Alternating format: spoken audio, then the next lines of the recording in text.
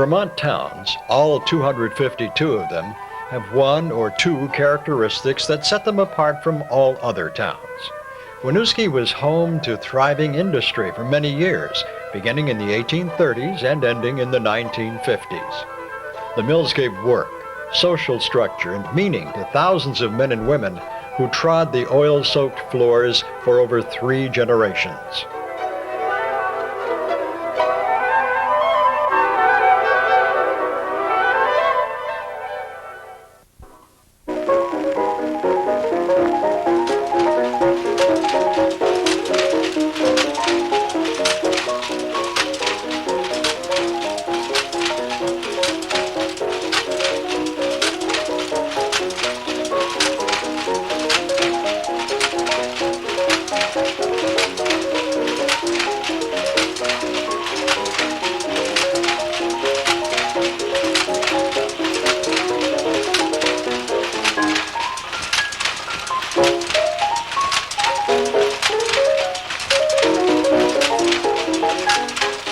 The textile mills reached their peak during World War II, when millions of military blankets and millions of yards of textiles were produced for the Army and the Navy.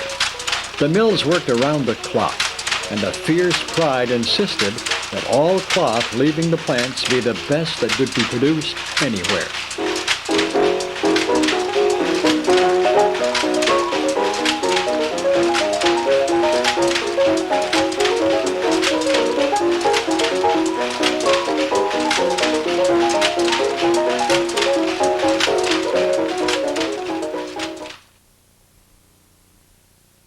My name is Madeline Gallo Perino, and the reason why I use my maiden name is because I didn't have a middle name, and every time when I went for a job, they would say, "What's your middle name?" And I didn't have one, so I said, well, I might as well give them my maiden name. So it's Madeline Gallo Perino.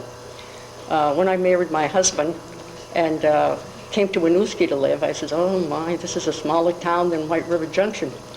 But I met, like I said, I met a lot of good friends there. But when I went to work in the mill, to go into where I worked in the sewing department, as you went into the front door of the Woolen mill, it was where they used to wash the wool. And if any of you have ever gone through that area, you know what a smell the wool is.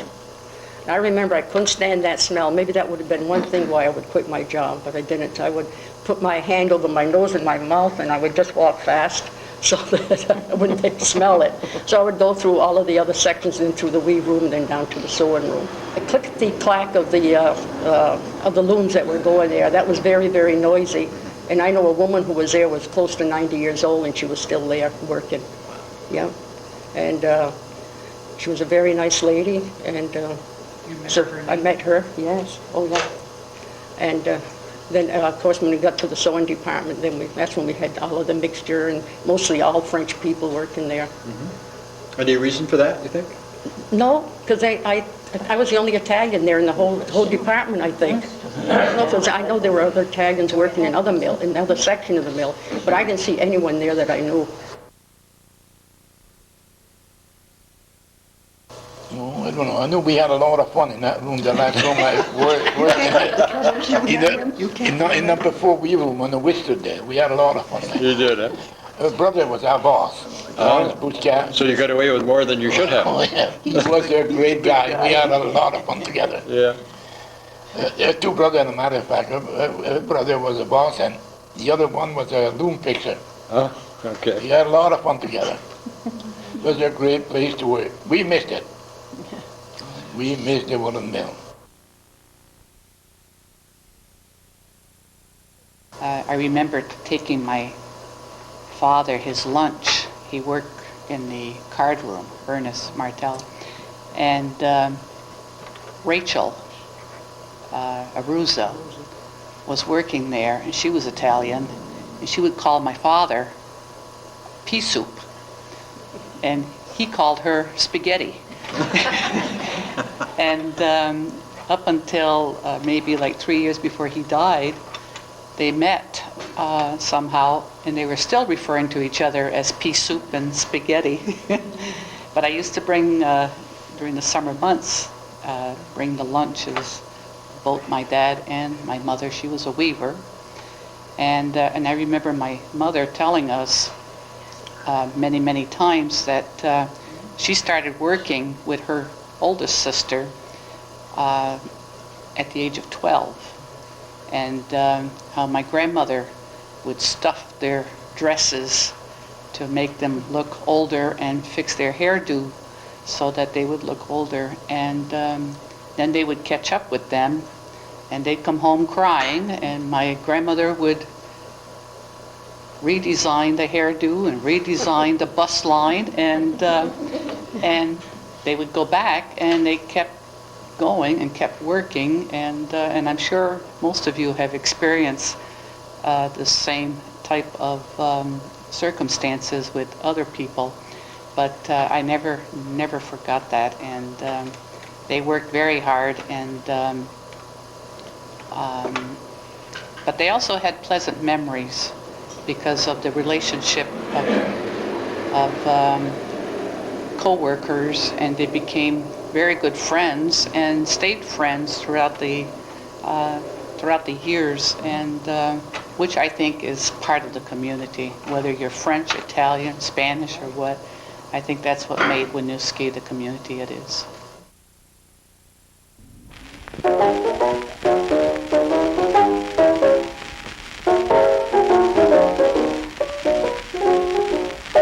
Many of the mill workers were teenagers who worked long shifts along with adults.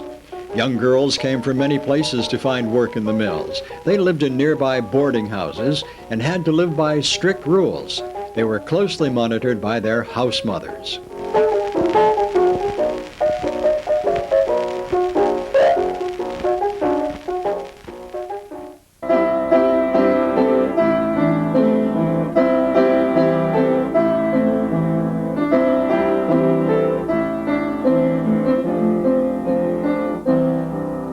No more shall I work in the factory, greasy up my clothes. No more shall I work in the factory, with splinters on my toes. Pity me, my darling, pity me, I say. Pity me, my darling, and carry me away.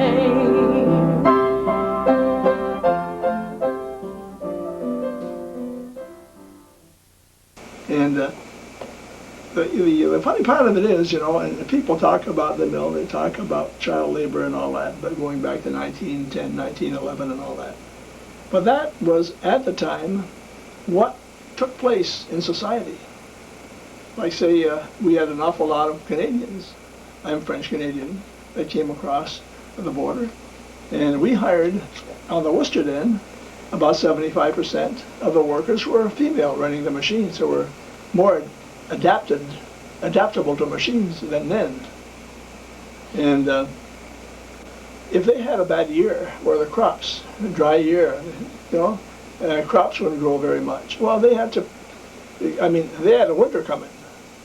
And as a result, the boys could always seem to be able to find jobs. But the girls, were a surplus back then. And they didn't work as domestics. Now, when they worked as domestics, they would only be working oftentimes for board and room. Down here, they were getting $8, $9 a week. And that's where the boarding house started, where they started the Peking Duck and the one right above it. That was controlled by the mill. And they had a house mother, very, very strict curfews. Had to be in at 9 o'clock, had to be in by 9 o'clock.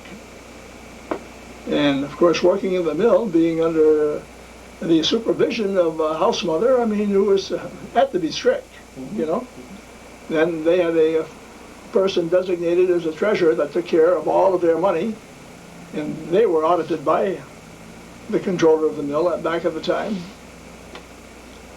And as a result, it worked out very good for the girls. Every now and then, if they'd save $40, $50, somebody from Canada would come down, or they'd go up. Take a few days and bring money home. And back then, $40 and $50 was a lot of money. It's a lot of money, yeah. But some of them, they could start working at crack 11 years of age. They were, robust and strong. And most of them didn't want to go back to Canada, because, money was a scarcity up there at the time.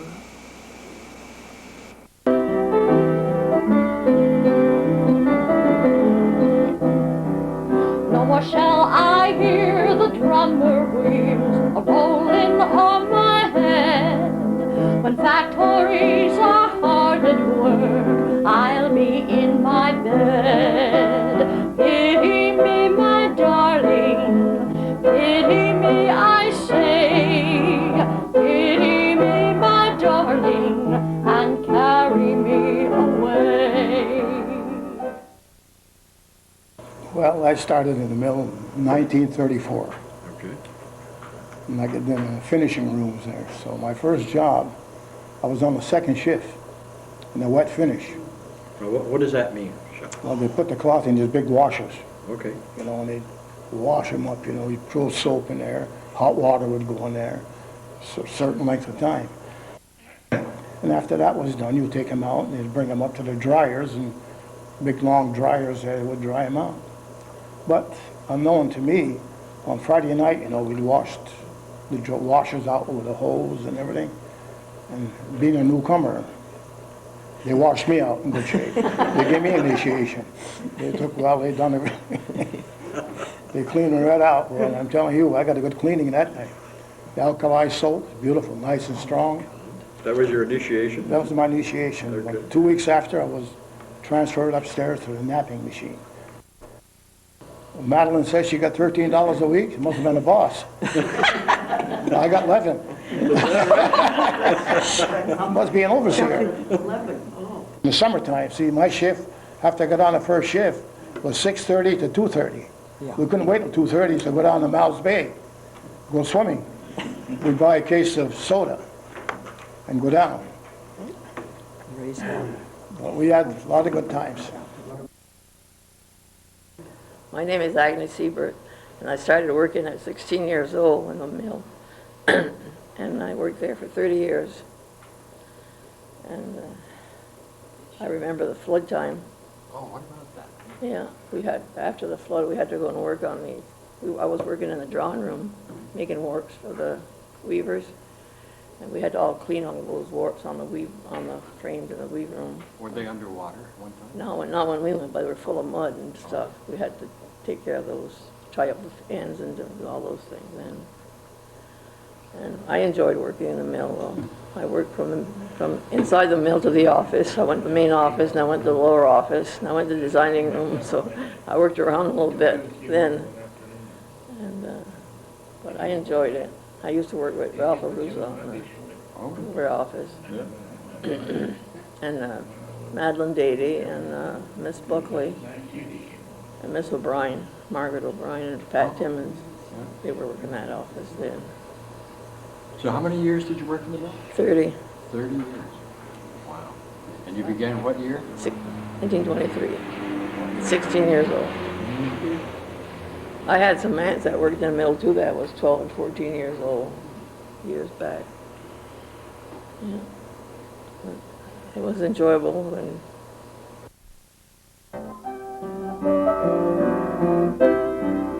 no more shall I hear the whistle blow to call me up so soon. No more shall I hear the whistle blow to call me from my home. Pity me, my darling, pity me, I say. Pity me, my darling, and carry me away. I couldn't talk a bit of the French when I came to Winooski, and I couldn't marry into a more Frenchy than I did. And my sister-in-law right over there, she'll tell you. No, my mother-in-law could hardly talk English. But, Of course, Winooski's population is largely French. it was 95% when I came here, 1941. Yeah.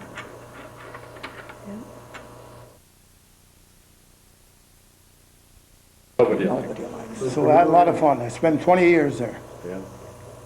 Got out of school in 34, I went right into the mill. And I worked till they closed. Boy, it was a sad day, I'll tell you. It was, huh? And where are you going to get another job? I was then 40 years old. So I had good friends that got me a job, and it's not what you know, it's who you know. Well, Winooski Mills is a largely French. So I had a lot of fun. I spent 20 years there. Got out of school in 34, I went right into the mill. And I worked till they closed. So I had good friends that got me a job, and it's not what you know, it's who you know.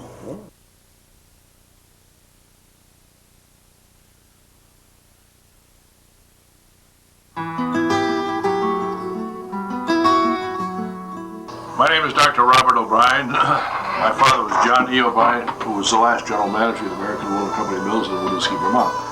My dad was born in 1892, the son of Edward and Ellen McGreevy, one of 5 children. In 1906, when my father was age 14, his dad died and he had to go to work in the Woolen mill to support his family, his mother and 4 siblings.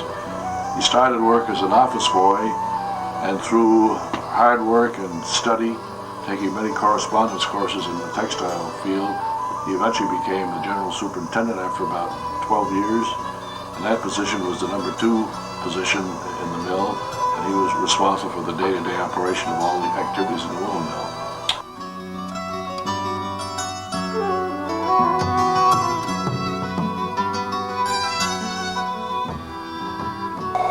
The general manager at that time was a man named George Whitney. George Whitney was followed by a man named William Muir in approximately 1940. And then in the early 50s, my dad became the general manager and was the general manager until the mills closed in 1956.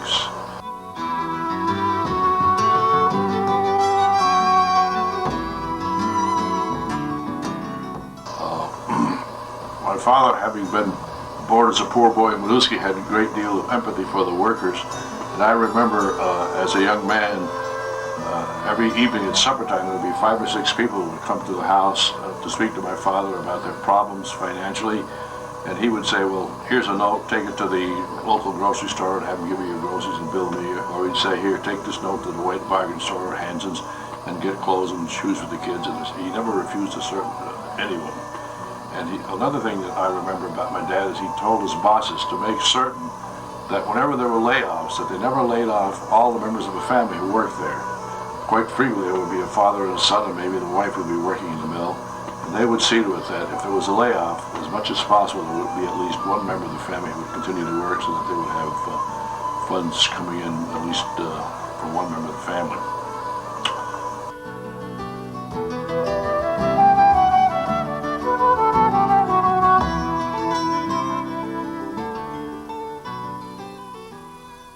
Disagreements between labor and management were not common, but they did happen.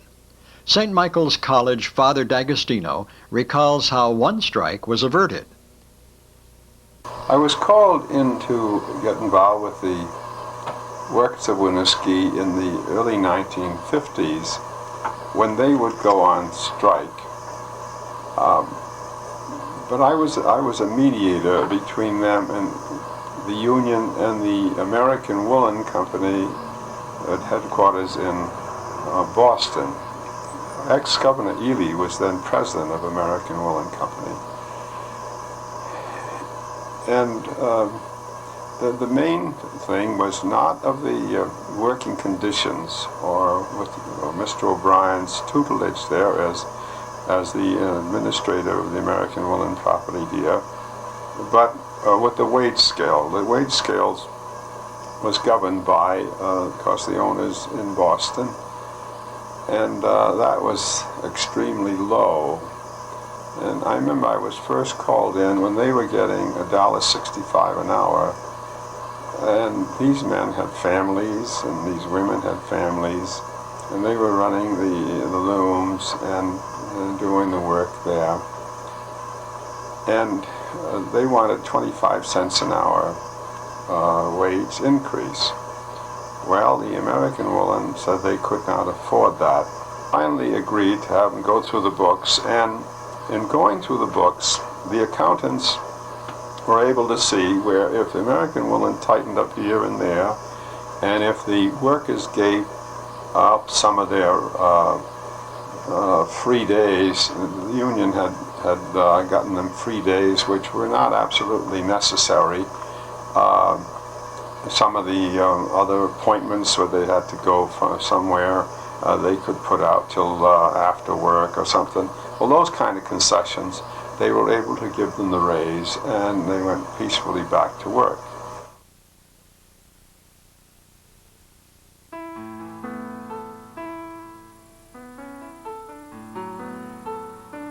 I would like very much to talk about an outstanding supervisor and manager of the mill that I was associated with all the years that I worked for American Woolen. And one of our outstanding citizen of Winooski. Up to the advent and coming of IBM, in 1957, the Woolen Mills of Winooski, in its 125 years of existence in the area, particularly the American Woolen Company from 1901 to 1954, played the major role in the economy and the welfare of Chinton County. In my time, the outstanding person in Winooski was John E. O'Brien. With only 2 years of high school education, his whole life's work of 50 to 55 years was with the American Woolen Company. He started as a clerk, rose up in rank to become the general manager. Prior to its closing in 1954, the American Woolen Company had started a pilot and modern plant in Barnwell, South Carolina. Well aware of Mr. O'Brien's expertise in textile, he was asked to relocate to this location as an advisor and consultant, where he stayed until his retirement. Then he came back to his home in Winooski. John O'Brien was a great believer in education and was Winooski's school moderator for many years, as well as city representative in the state legislature and alderman, this all in his retirement years. He left his mark as a most respected man of great compassion and integrity, and also always ready to help any citizens in time of need. His three sons are Dr. Thomas O'Brien, deceased, from Falls Church, Virginia, Dr. Robert O'Brien, and J. William O'Brien, a local lawyer and retired probate judge. Thank you.